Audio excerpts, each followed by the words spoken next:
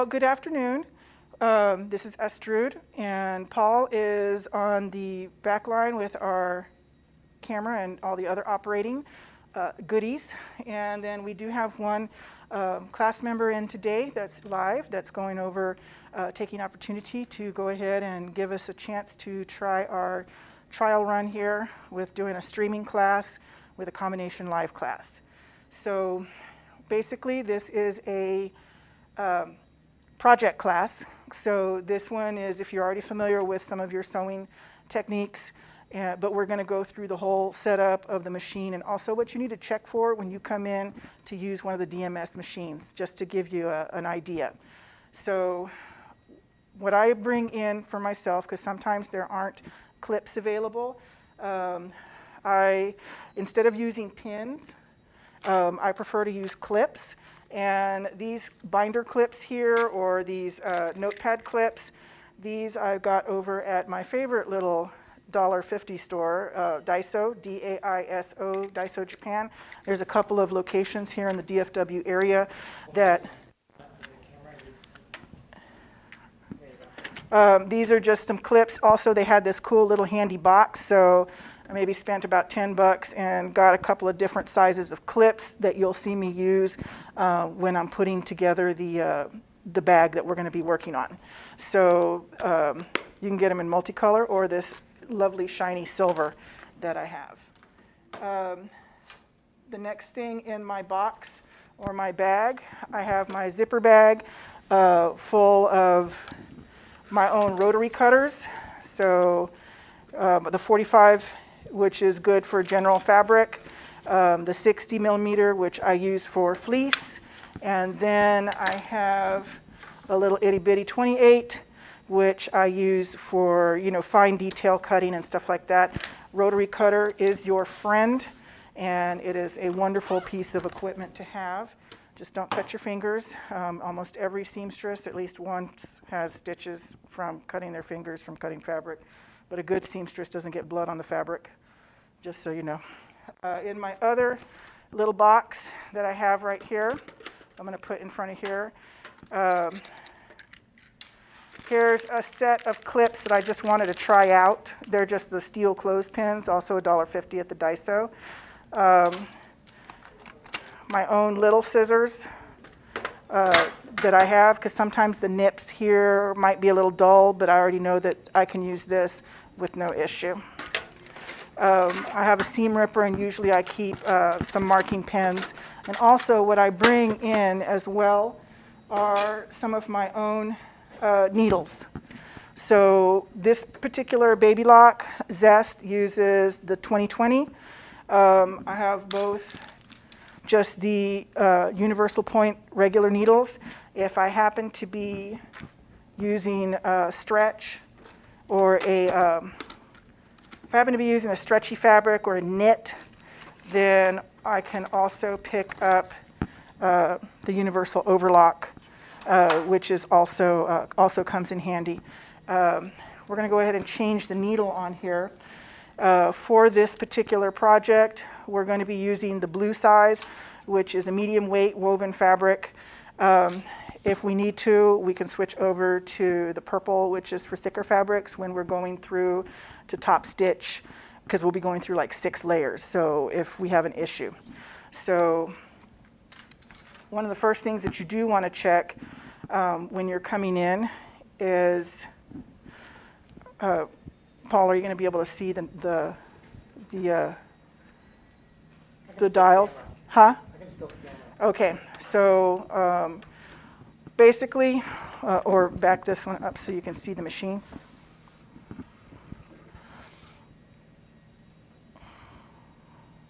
You can see it behind you if you want to. Okay, right here? Are we good? Yeah. Okay, so when we're looking at the machine, we have our bobbin tension, and then we have our stitch length, and then we have our stitch selection, okay? So for this particular project, we are going to be using stitch selection A, which, as you can see on the body of the machine, is just a straight stitch straight down the center of the foot. So on the bobbin tension, this one is way loose. Generally, for generic stitching, I'll start with a stitch length, a bobbin tension of about 4, and then my stitch length might be 2, or because we're using some thicker fabrics, or we can even go to 3. So we're going to be doing some tests. Always test your machine on a little test fabric before you get started to make sure that your stitch is not puckering. Also to just make sure, that your stitch looks good for your project. The deck comes off, and in here is a metal bobbin. So in here is a metal bobbin holder. These 2 little connectors here, or these little can come on and off.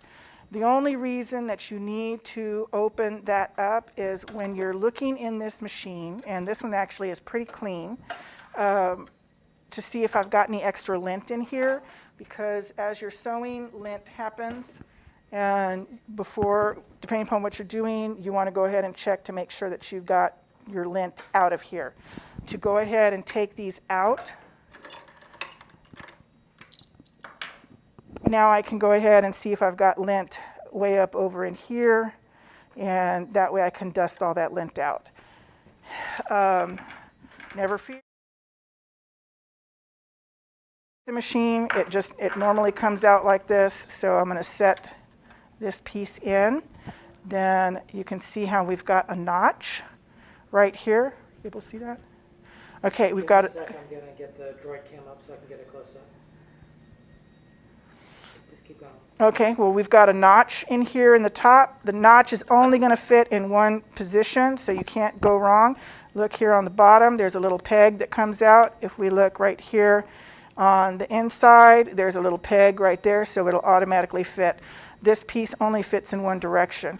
Whenever you're removing this, you want to make sure that the needle position is all the way up, so that way, if your needle is down in there, and I can show you real quick as we look through, when the needle moves, you can see how it goes in. I don't know if you can see it, but it's right in there because that's what it's supposed to do. So whenever you're going to open these things up, you want to make sure that your needle is in the up position.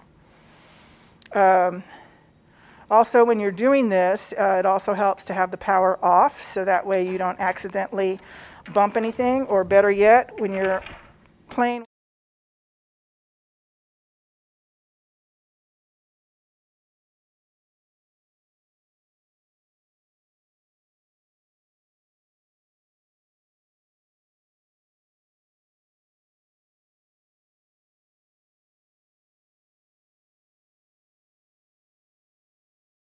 Just put it up on the table until you're ready to start sewing.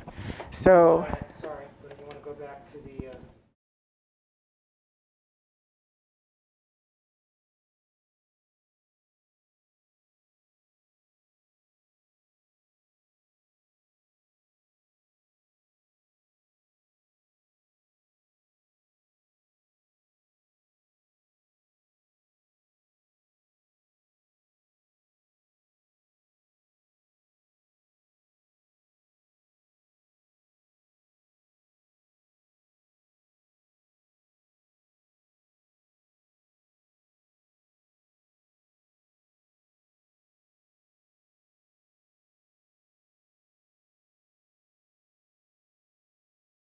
that'll help take lint out, and that'll also come in handy when you're serging as well. This bobbin case fits in only one way. See, if I'm swinging it around, it's got to fit in, so you need to listen when you put it back in with the bobbin. You're going to hear a snap. So always make sure that you hear that snap when you put your bobbin in. So we've got the bobbin tension set at 3. I've got the stitch length. I'm also going to set that at 3 so it's nice and uniform. And if I'm going to, can you see the needle right here? Mm-hmm. Okay, if I'm going to go ahead and switch to my own needle. Wait, let me switch back to the drawer.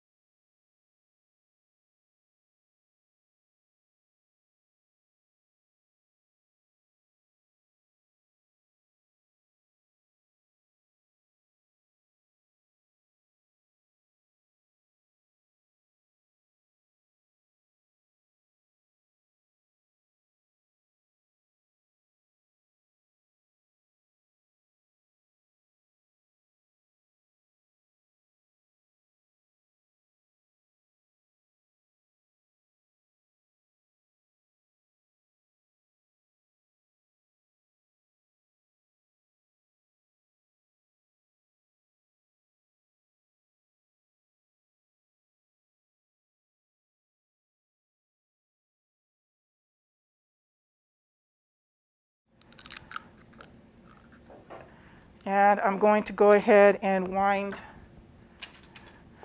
the bobbin, okay?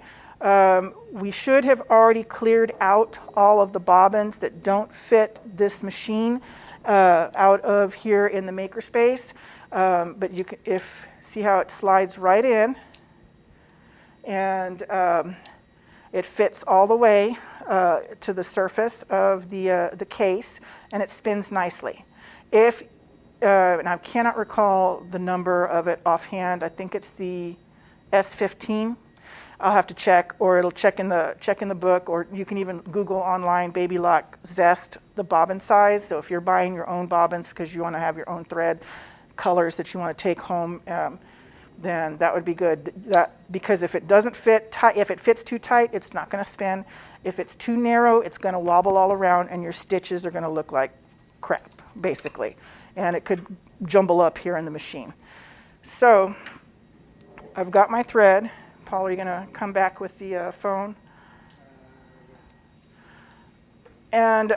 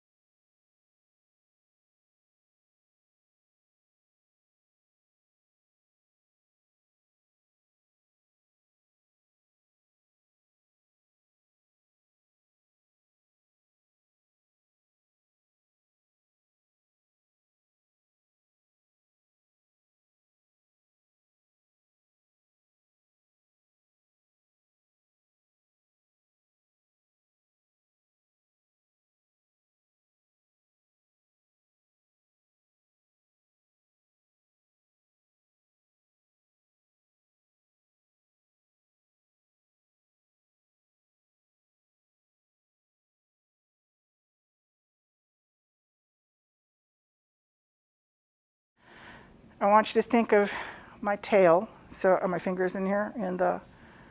Yes. Okay, so here is the tail. I just think of it as tails. That's the best way to think. So I'm holding it in. Pick up the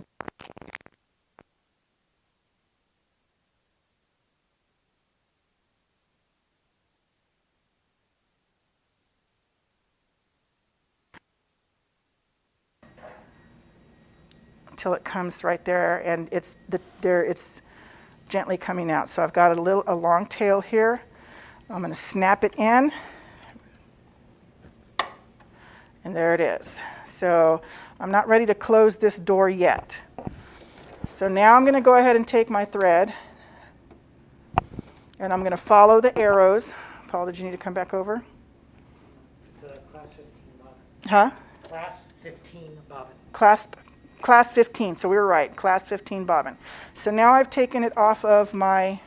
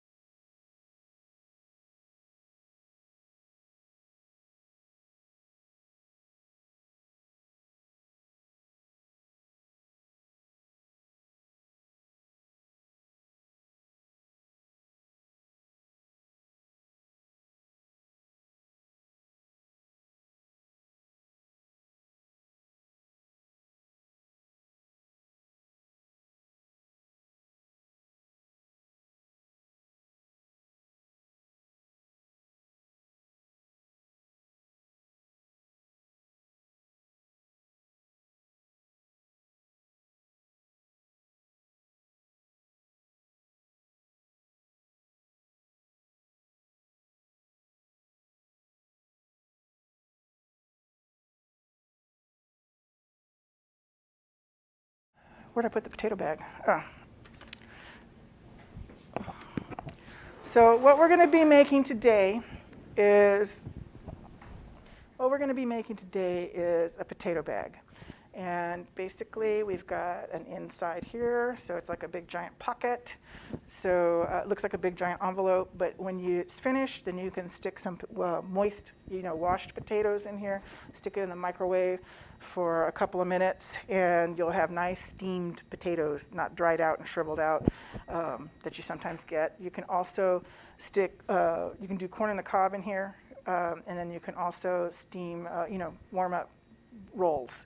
So the pattern that we are using was online and attached in a link to the class. And it has, basically, you'll need all cotton. So I have 100% cotton fabric, 100% cotton batting. And this cotton batting is very much, it's basically quilt batting.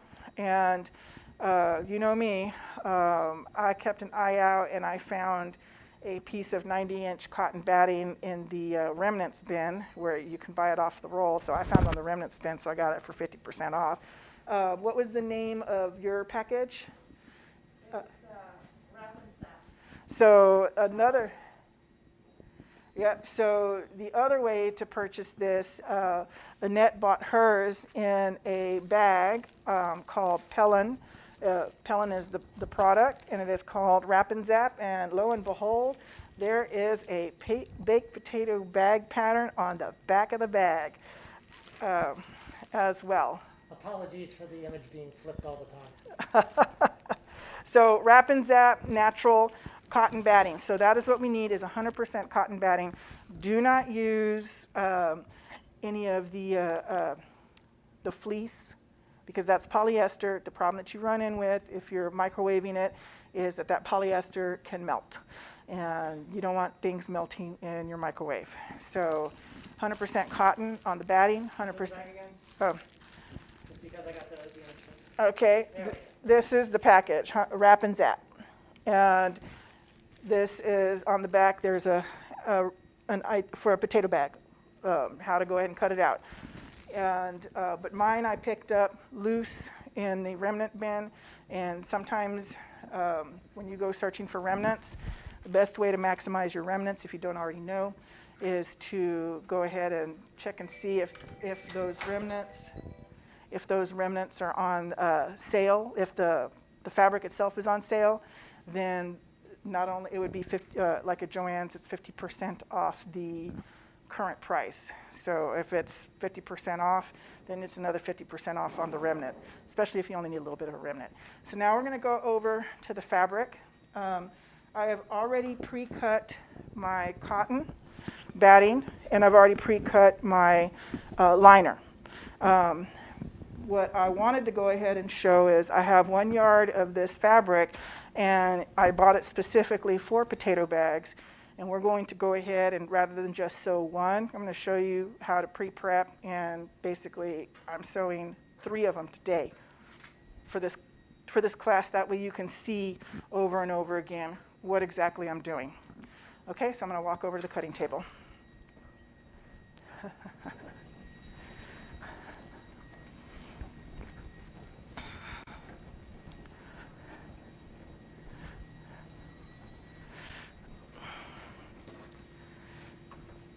All right, so over here at the cutting table, I have this wonderful, whimsical print, potato print, because of course this is potato, because this is Fabric Nerd, potato fabric.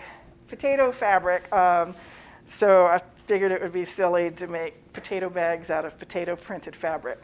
So the cottons that you can find generally are about, they usually measure anywhere from 40 to 45 inches wide. And so in this case, I picked up a yard, and that's 36 inches. So this one here measures 36 by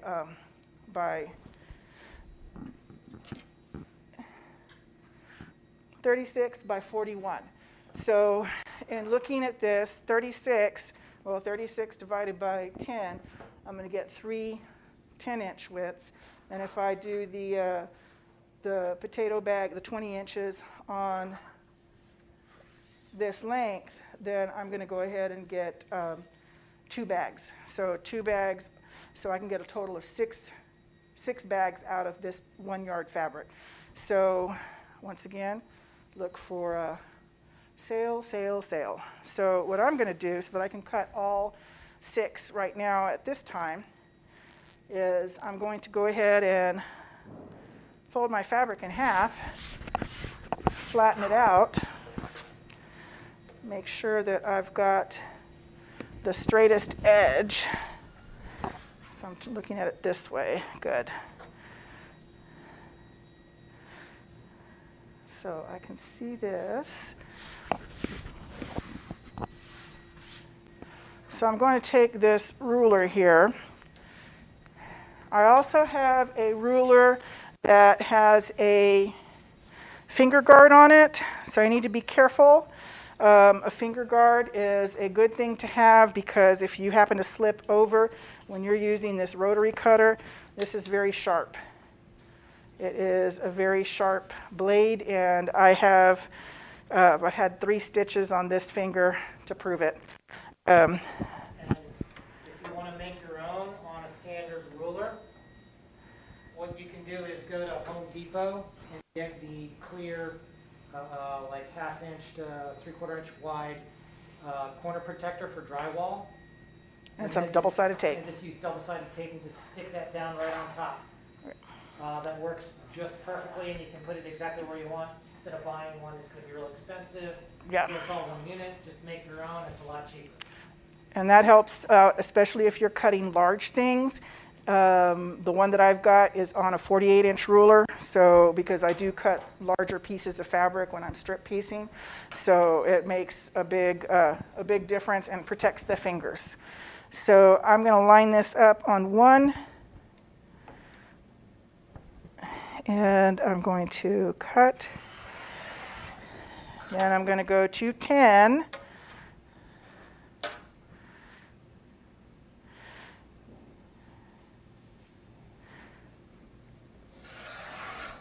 I'm going to go to 20.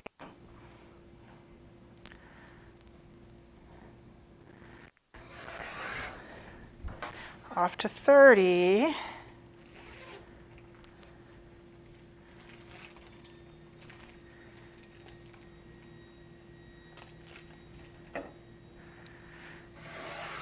So here's my scrap, which I'm going to put to the side. Then I've got these 3 separate pieces.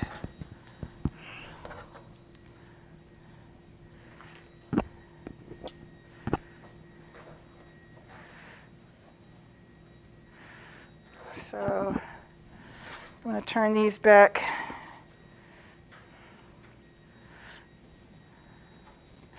So I'm cutting off the little white piece on the that has all of the printing information. Selvage edge? Yeah, the selvage edge. And I'm moving this onto the 20. So this one I can cut right here on the 20-inch mark. And then over here, back on 0. And I've got, oops.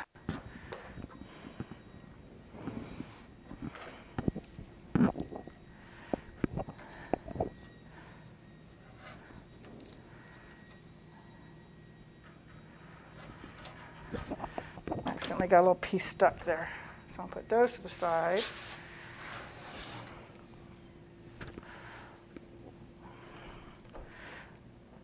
For me, production, basically this is like production sewing. Why am I going to go ahead and cut? Why am I going to go ahead and just cut 1 at a time when I know I want to make 6? Since During this time, we normally do Christmas cookies, but since everyone's a little cautious right now with COVID, we can do something that's washable and usable. So, whimsical potato bags.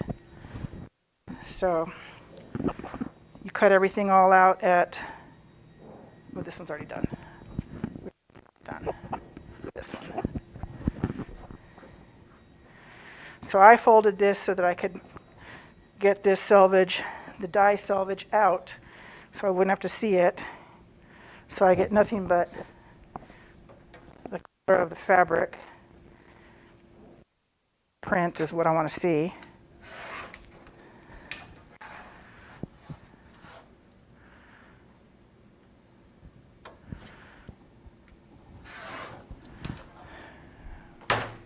And make sure that you close your blade. Always make sure when you're using these, you close your blades, because if this thing falls, if you're barefoot in your sewing room or wearing your slippers or socks, this blade falling will cut and it will hurt. So you don't want to do that. So now we're going to go back around.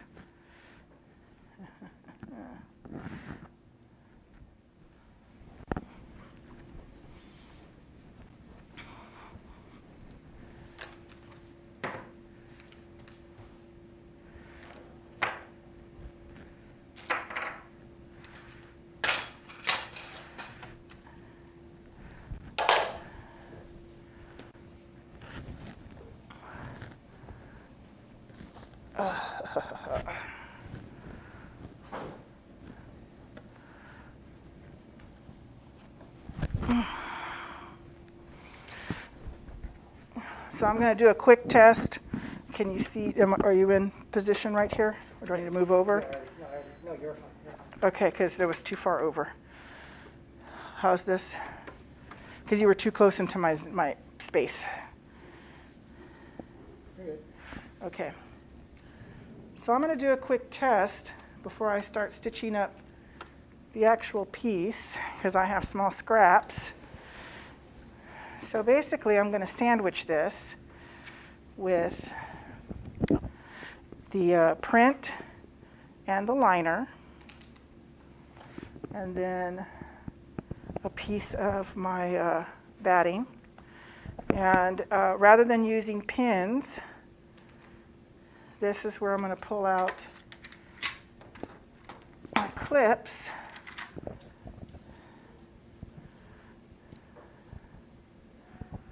And I'm going to clip this together so that it holds it into position.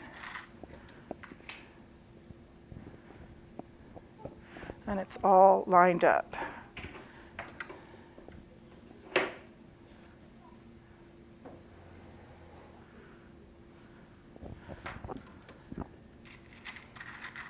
So this is just my test, but I want to make sure, that way you see how we're going to go ahead and clip. So I already shifted.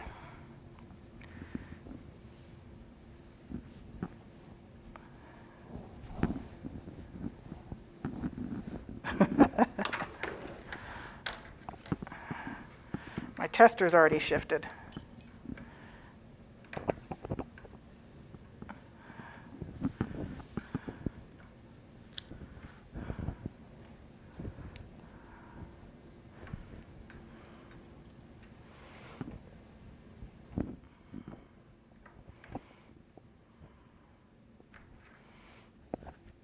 Okay.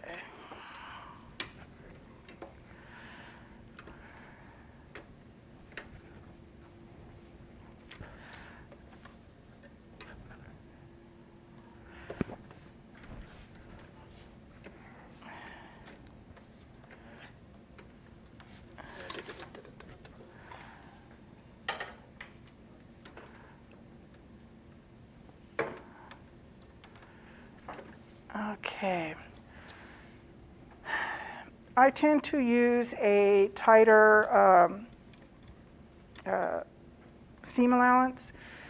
Basically, this was 4/8 is 1/4 of an inch seam allowance.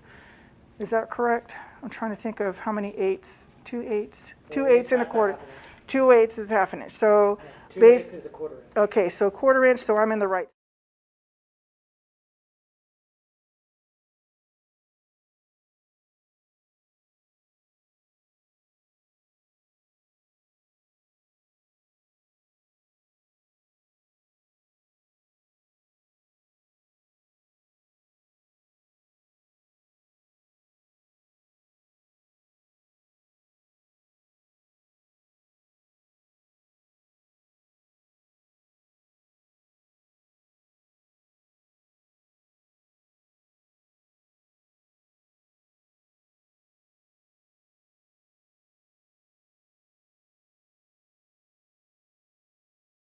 At 3/8. So that way there'll always be a little bit of an edge there. Okay, so I'm going to hold this thread just a little bit, give it a little bit of tension because I don't want it to get all sucked back in when I start it. And then I'm going to go ahead and make sure everything's there, everything's down. You do not need to be behind here and pulling the fabric. Oh, you do not need to pull the fabric from the edge. This is, you let the feed dogs do the work. If you're pulling the fabric, then the needle, which is going down this way, if the fabric is pulling, it's going to constantly pull the needle this way, and then you're eventually going to start hitting the bobbin casing on the inside. You're going to be getting skipped stitches, and then also you'll break the needle, and of course also throw off the bobbin tension. The reason that we got these bobbins that go in on the vertical is because when we had sewing machines that were on drop-in bobbins that were on the horizontal, that needle kept going in and kept skipping, and so all of the tensions would go out very rapidly. These little zests can take a beating and sew a lot of fabrics, and even though it only has 15 stitch styles. So I've started here. I'm going to go a little back to stop my stitch there. And then I'm just going to guide it.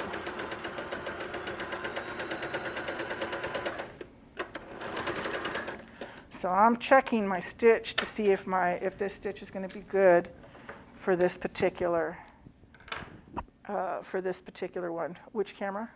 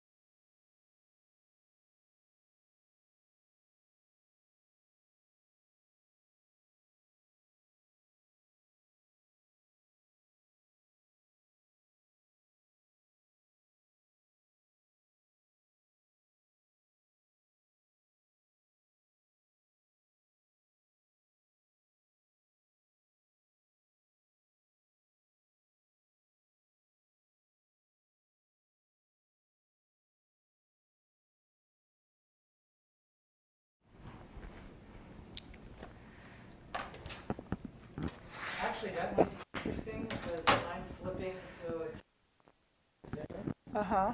but what is being recorded I'm doing in Streamlabs, so everything's flipped. In reverse? Yeah. So for some reason Zoom flips horizontal. So that might be something we'll have to keep in mind when we're So remember, I'm going to have my printed fabric face up. Then I've got my muslin on top of that, my liner, and then I've got this piece here, my cotton batting, right here.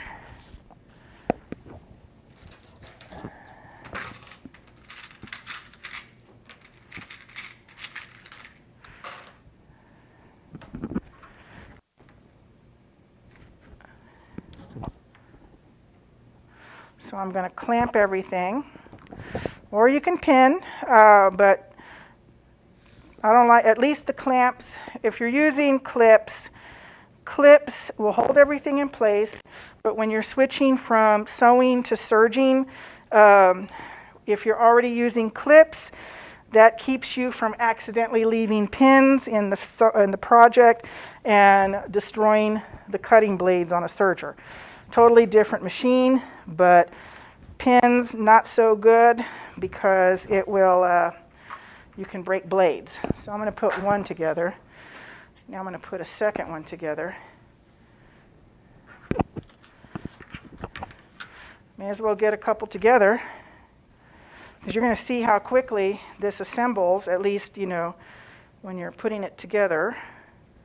When you're stitching, going around in a rectangle, it doesn't take that long. So in the same amount of time, or just a couple more minutes of time invested, I'll have two.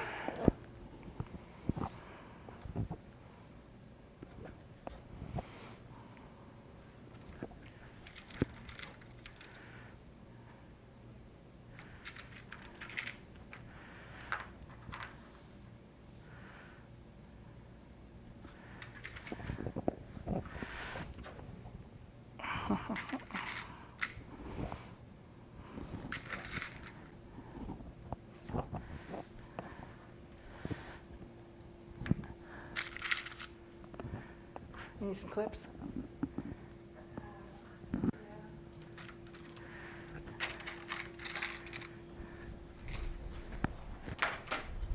There's big ones in there too. You need to use those.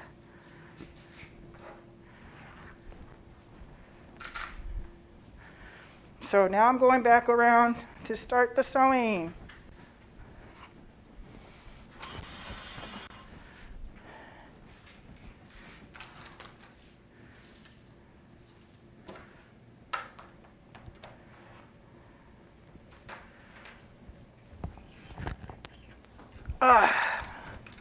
Got my scissors ready, got my machine ready, and we are going to leave.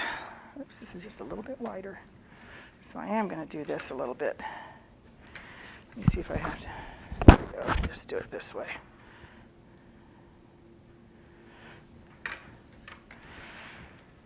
So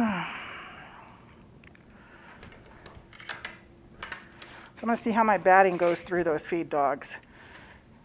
If not, I'm going to switch it right back over.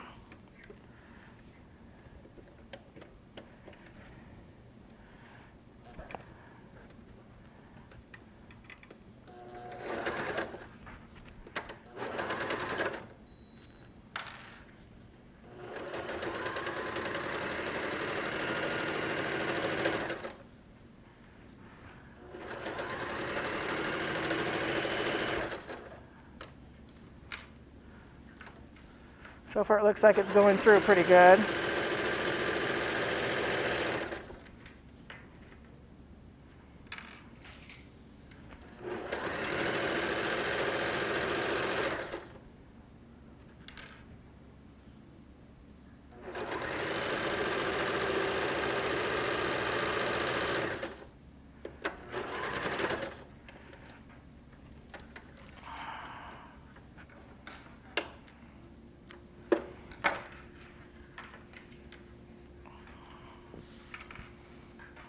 Okay, so that looks pretty good there.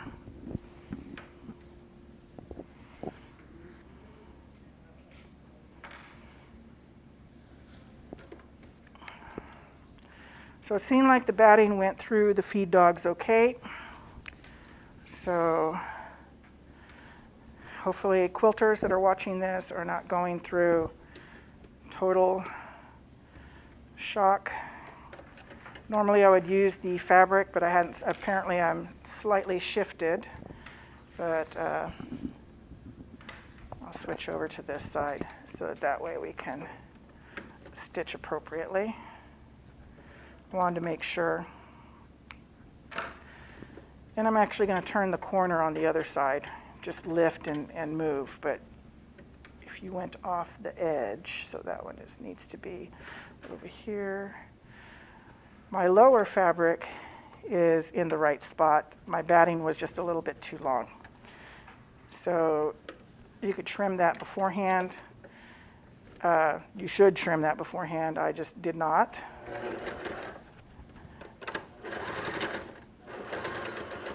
So now I'm just monitoring it here.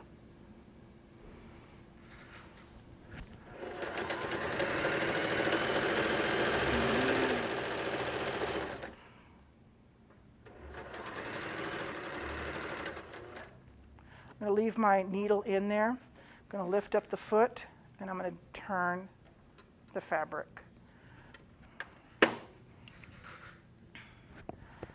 And now I'm already lined up. You can see my fabric is lined up into the right positions. And I didn't have to do a stop and start stitch.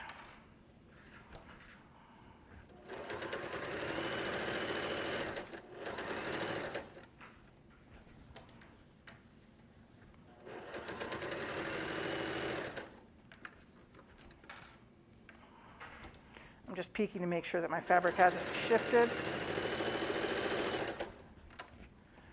My clips got it on pretty good.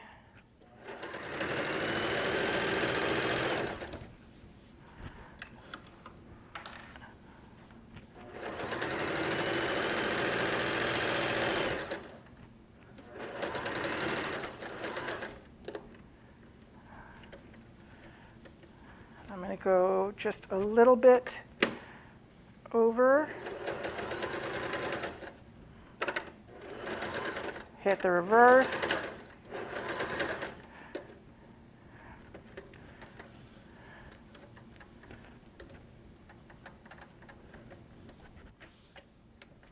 clip that right here.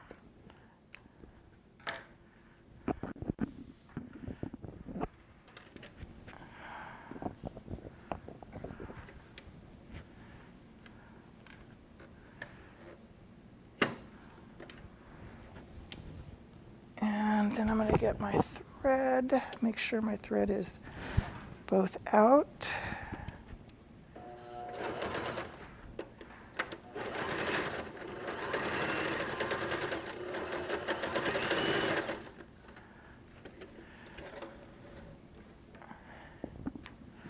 So that's the first bag. You saw how I left an opening.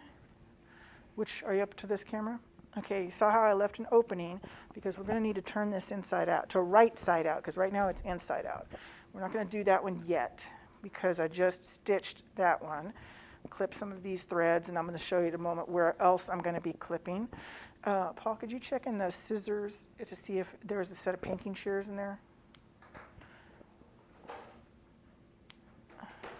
Or just hand me the gingers. So I'm going to put that one aside. Pinking fingers. All right, thank you. So meantime, now I've got a nice little stack of clips that I can put over here to the side. And I've got my next one. So you see how pretty quickly that went. And if I'm just stitching the outers, you know, you can spend one evening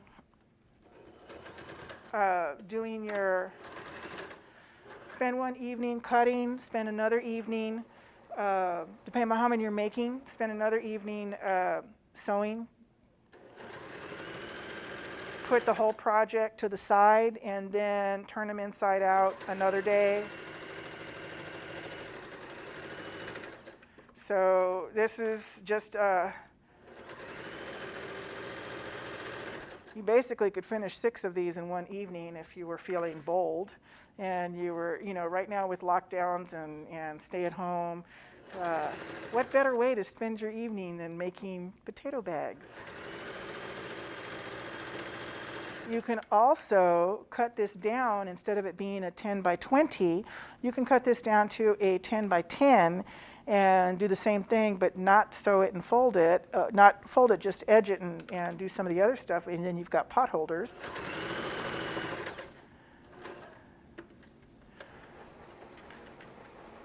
And that's the whole other thing, and that's an easy 10, I like the 10 by 10 one. Now, I'm not doing the little hanging loop on this. You can do a hanging loop. It's just, I I just leave them laying around, so I'm not doing a hanging loop.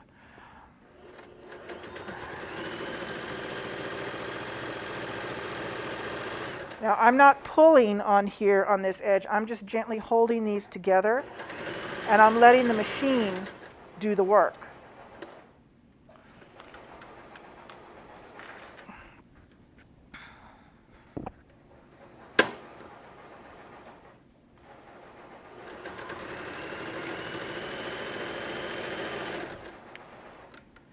I'm just guiding. Or think of it like this, you're steering the ship, just steering the ship.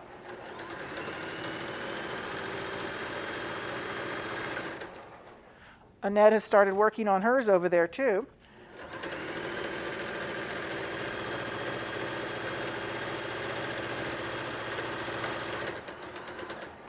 Same thing, I'm going to leave a little bit of an opening here. And if you need to, put your clips over at the spot where you need to stop. That's another way of using these clips, is as markers. Especially if you've got the colored ones, you can put little red ones over here, where that way it's like, stop. So that way you don't accidentally sew your bag closed before it's supposed to be sewn closed.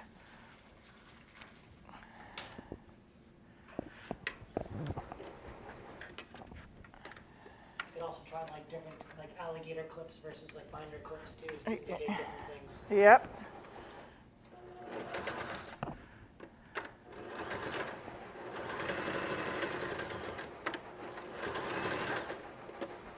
All right. So now I've got two, you just saw how quickly 2 bags were sewn. So I'm going to push this, where'd he go?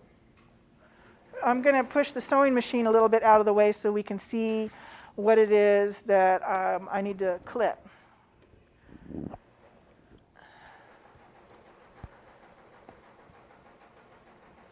Okay, do you need to turn and clip, turn this around? Turn to focus on this work area.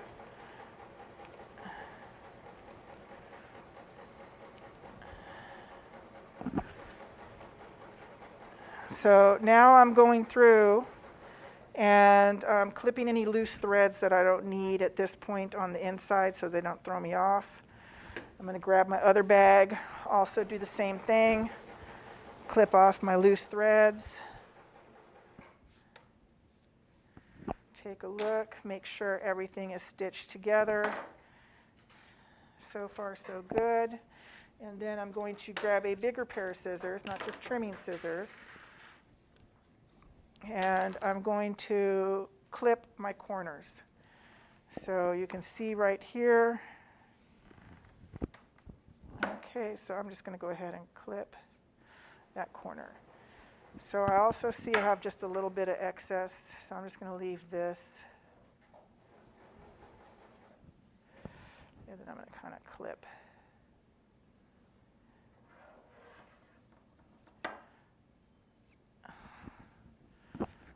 So clipping this corner over here. And what that's going to do for us is it's going to make us make it easier for when I top stitch this. I'm going to take a little bit of this off here. You don't necessarily have to trim like this. I'm going to just take a cleaner edge. So this one's done. So then it doesn't take much to go ahead and go to the next one. Put this one to the side. And this is what I'm saying. It's not so bad. I wanted you to see making 2 of these in a row so you can see how quickly it is to complete these, or to complete even just one, and how you can maximize your time, and you're able to make 2. And all I did was take a little bit longer, maybe a couple more minutes to cut the extra fabric. Took a couple more minutes to cut the extra fabric, and took a couple minutes to just stitch it up. and then I'll have 2 completed ones. And you can just plan your batch sew that way instead of just doing one bag or one pot holder at a time. You can do different sections. So you just saw here, normally what I've done before in the past, like when we're making masks, I will sew together all of the face pieces and the liners, and then we put them aside, and then we have to iron for the top stitch. So then it's all top stitching day. Then we have an assembly day where we put some together. So you're making stuff constantly. So this camera or this one here for the turnout. Okay, so now I've got my corners trimmed on both of these. Corners are trimmed, and what I'm going to do now is I'm going to reach inside in between the 2 fabrics, the liner fabric and my printed fabric. I'm going to reach in, grab those, and pull them through the hole. Now it's starting to look like something. If you have a chopstick, this is where you might want to use a chopstick to help point your turner, or there's something called a point turner that you can use to poke your points out a little bit more, these little corners. Chopstick works if you're doing it on the cheap. A point turner? We don't need one. We don't need it. But right now, I've just used my fingernail to kind of just push them out. So this little beveled corner, it allows you to get to have the bag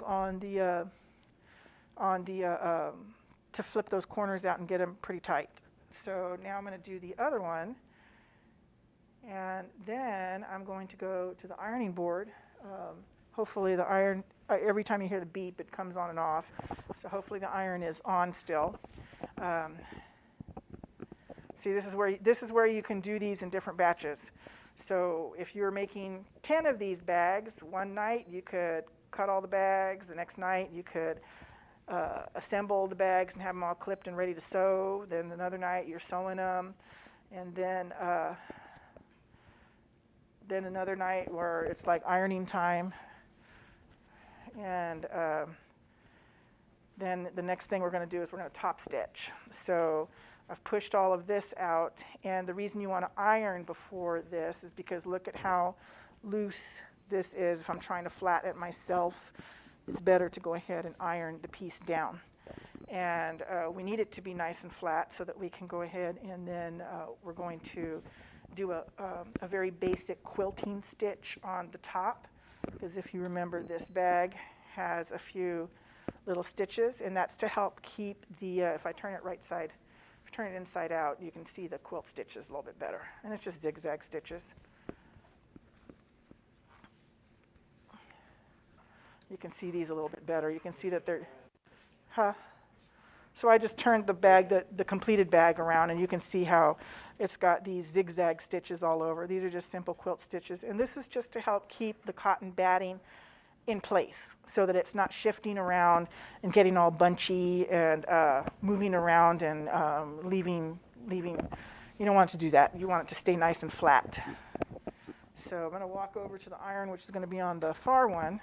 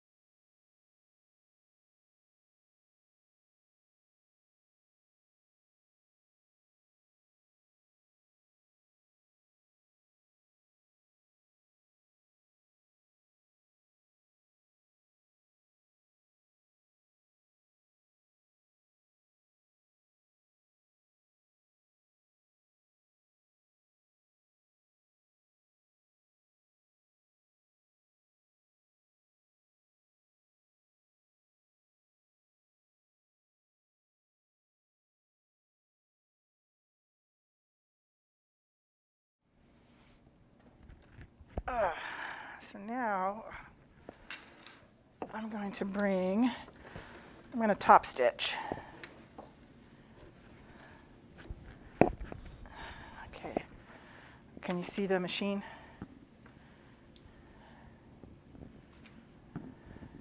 Do I need to move? Set it where you want. Okay, so I'm going to set right there. So I'm going to top stitch. Are you already on the spot? Okay, I'm going to top stitch the spot that already has the opening in it, because I want to make sure that that gets closed right away. So this, I tend to top stitch pretty close. So you can see I've moved this. Here's where I'm going to have a little bit of a, had to give it a little bit of a push there, because we're going through double layers, so 1, 2, and then the inside folded, so almost like 4 or 5, possibly the 6, since we got 3 layers there.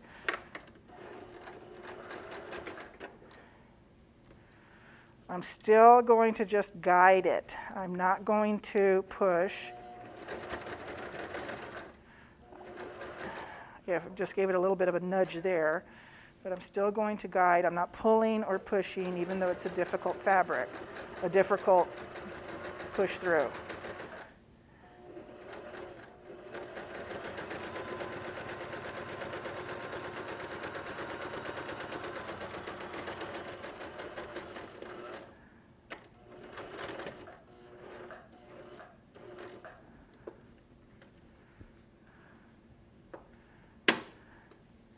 The 3 and 3 numbers are still working for this.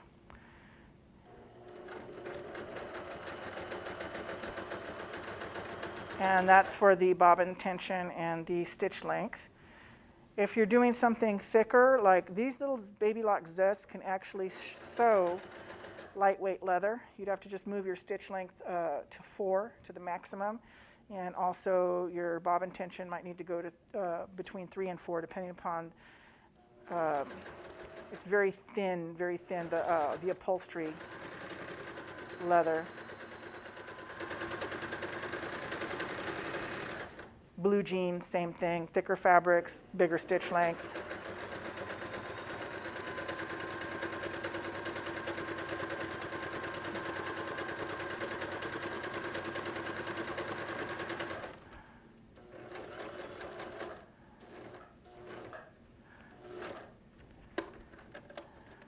Oops, there's the corner.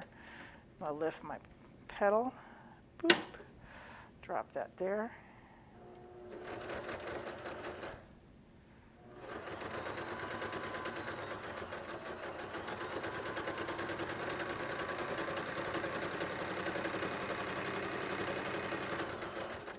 Going a little bit slow right here because I know that there's the fold and a little knot there. I'm going to do that one just 1 because I'm wanting that tight. Boom. Don't forget to lift your foot pedal anytime that you're turning that piece. And you can see how it's just riding through. I'm just barely holding, just guiding it through.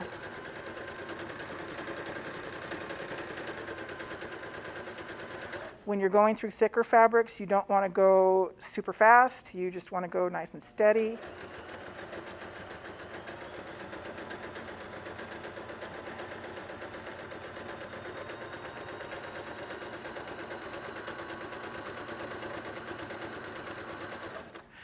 Think of it, you're not on the tollway. You are on the school zone. Think school zone, not tollway speeds.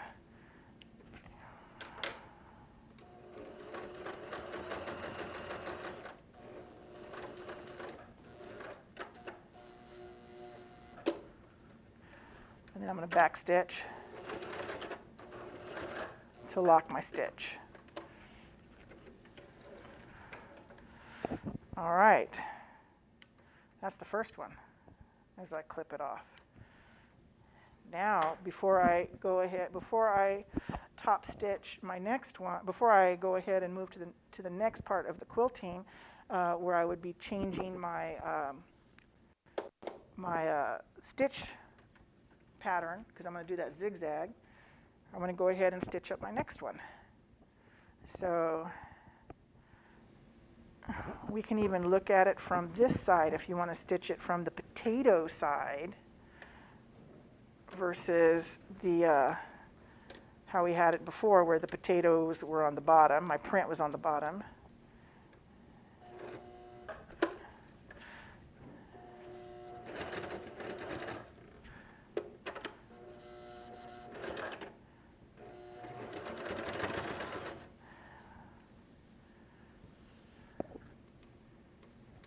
Okay.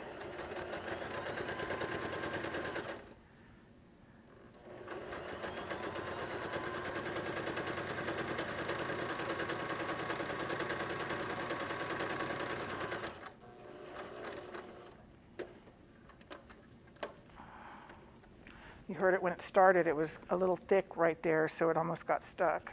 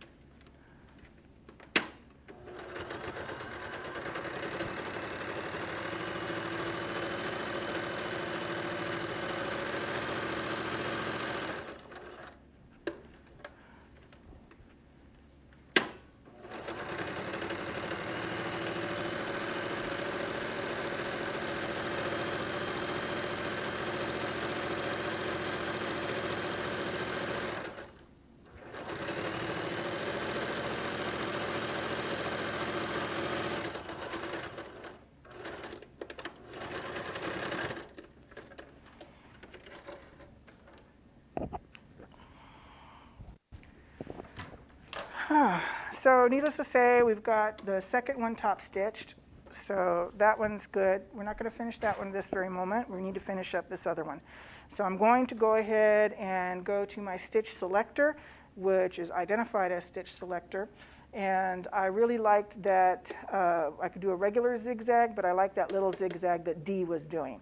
So I am just going to go to D, and you can see how the needle shifted. And that's perfectly okay there. So that's what it's going to do. It's going to go back and forth, and it's going to do this cool little zigzag going across. So I'm going to go ahead and probably do one every 3 or 4 inches. And then I'm going to go ahead and lock it.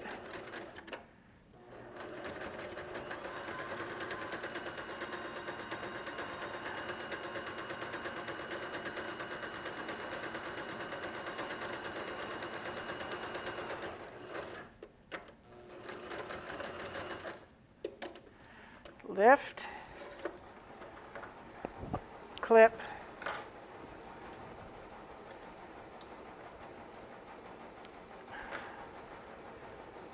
a couple more inches down, hold my thread, lock the stitch, just guide it on through.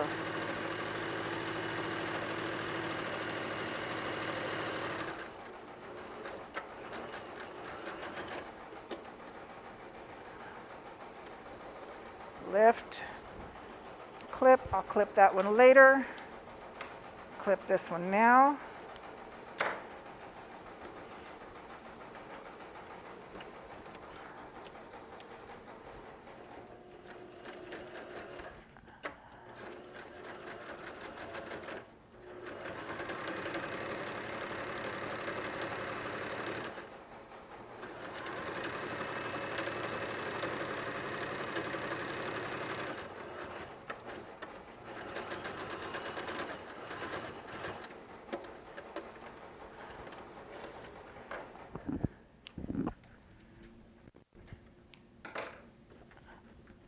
I'm flipping it over around because we are starting to run into the edge, and I don't want to curl open over. And this is small enough that I can go ahead and, since this is not a long deck or long throat,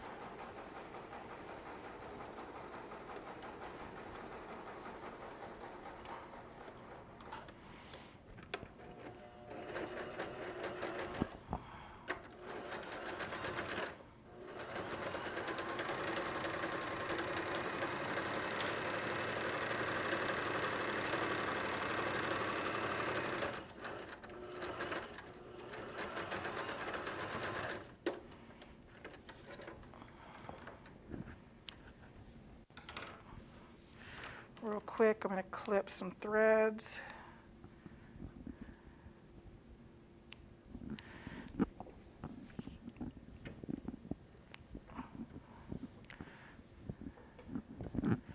Now I'm going to do it longwise. I'm going to do 2 down the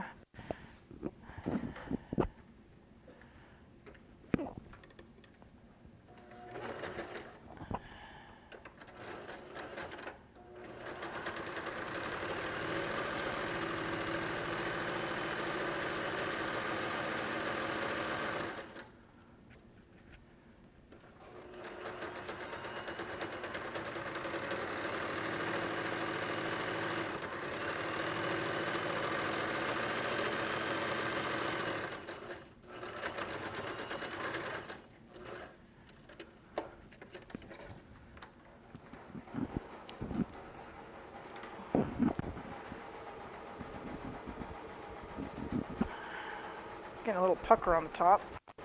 I'm going to try doing it this way. I'd rather have the pucker on the inside.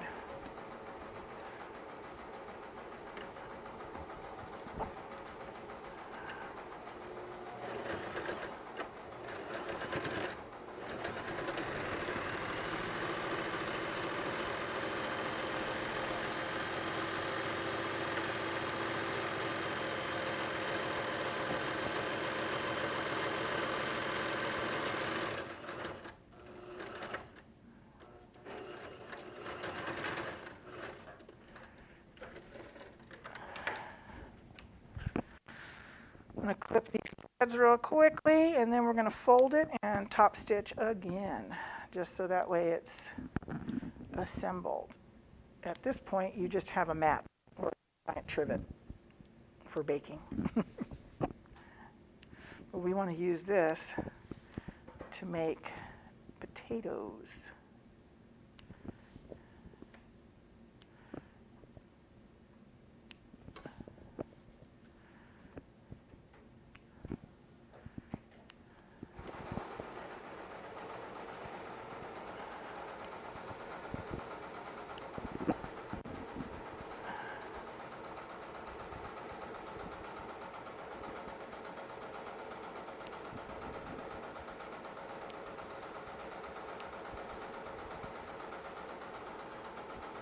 Am I in the right screen, Paul? What's that? Am I in the right screen? Okay. Okay.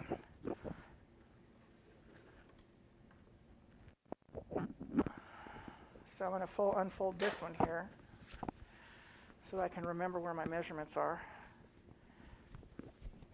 So there's 2 ways to go ahead and finish this off. One, you can just fold it like so, and you've got this flap that just goes in and closes like an envelope. And you leave it open, the open-sided one. Okay, 2, I kind of like it having just the pouch.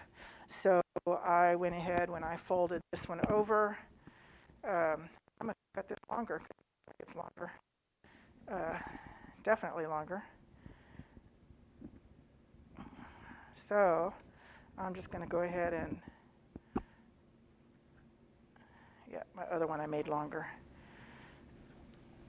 So I'm looking at it kind of like this, so that I still have that pouch there. So I'm going to go ahead and get my clips real quick. And I only need to go over the top of this just a little bit. This is going to be the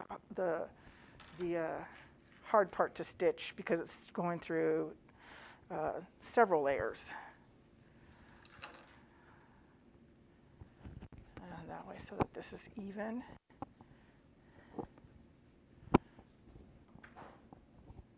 I want to clip those together. And this one's going to clip right there. So it looks like what I did on this one is I lengthened it. So as this one's being a little bit longer. So instead of me doing probably 20 inches, I probably went 24 inches long instead of 20 inches. So a 10 by 20 though gets you a nice measured, let me see what it measures real quick. Gets you 1, 2, 3, 4, 5, 6, 7, 8, 9. Gets you a 9 by 9 square bag if you do it this way. So that's not bad. That's not a bad size, but if you wanted to make it longer, you could. So here's where you need to be very careful with this. So I'm going to start over here. Because we're doing very many layers here, you definitely want to go very slow because we're going through now 3 times or 4 times because we got 3 layers, so there were 6. Now we're doing almost 12 since we're folding 6, 3 and 3, so we're doing 6 layers here, and then we're going to hit this spot right there where it's 9 layers. So already I can tell the machine is not going to be happy. Oh, and I got to make sure I switch it out back over to A. Make sure you switch it back to A. Don't do the zigzag on this. It will never work. So I'm going ahead and giving it a little bit of a help.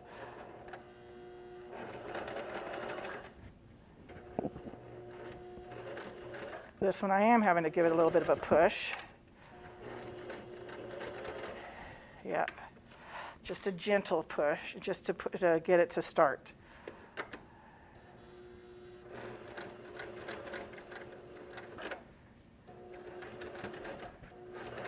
Because it gets stuck right there on the thickest part, at the actual fold. Okay, we're coming up to the first. I may have to. There we go. Just gently help it through by using the, helping it with the wheel.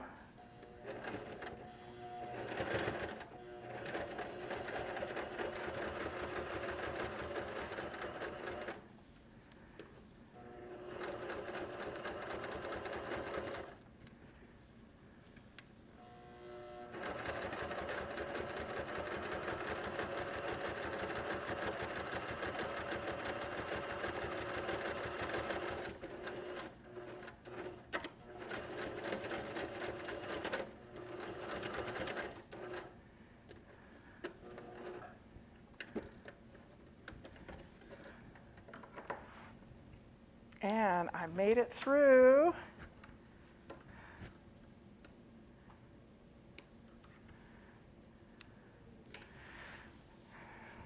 Now I'm going to do this side.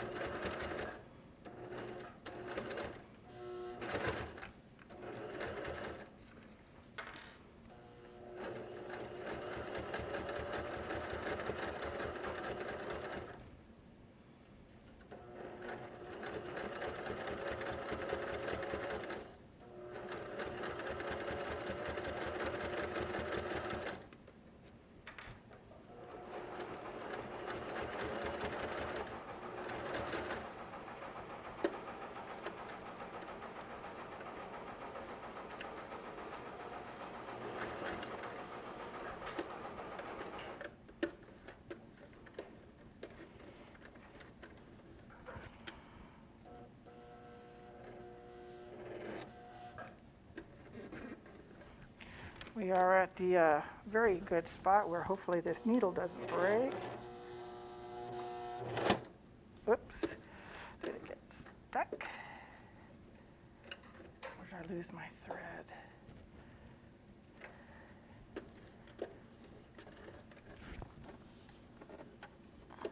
Okay, this is where it's that thick spot, so I am going to just walk it through. There we go.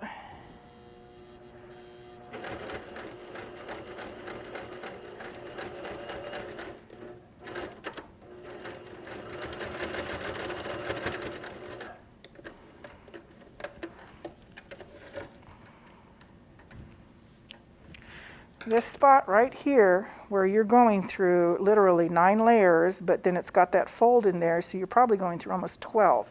That is the toughest spot, and you saw where basically I'm putting my hand on the wheel of the machine to help walk it through, versus me getting it. You can hear when it's trying to struggle. You don't want to break that needle. So now at this point, you're just going through to clip your threads,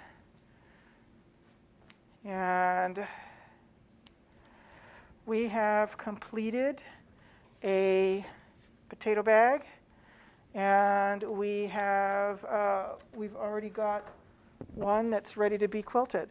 So literally in about what time did we actually start assembling in the last cuts? About 6, about 5:15. Okay, so from 5:15 to, what time is it now?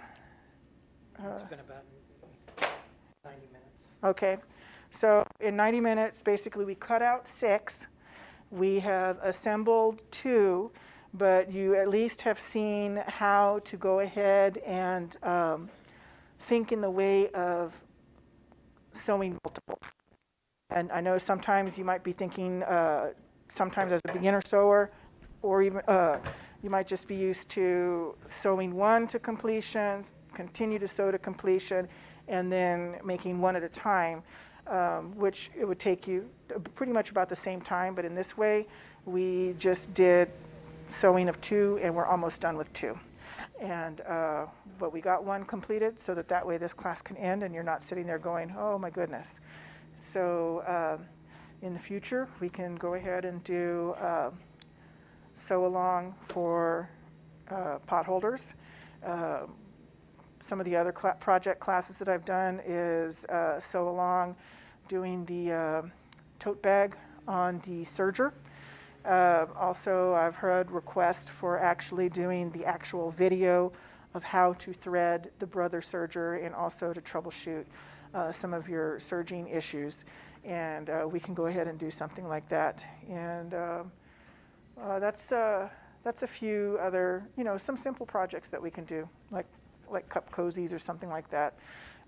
But that's it. Thank you very much for taking the time to watch this and to complete a bag. And you can see how quick and easy, down and dirty sewing project, which makes a great Christmas gift.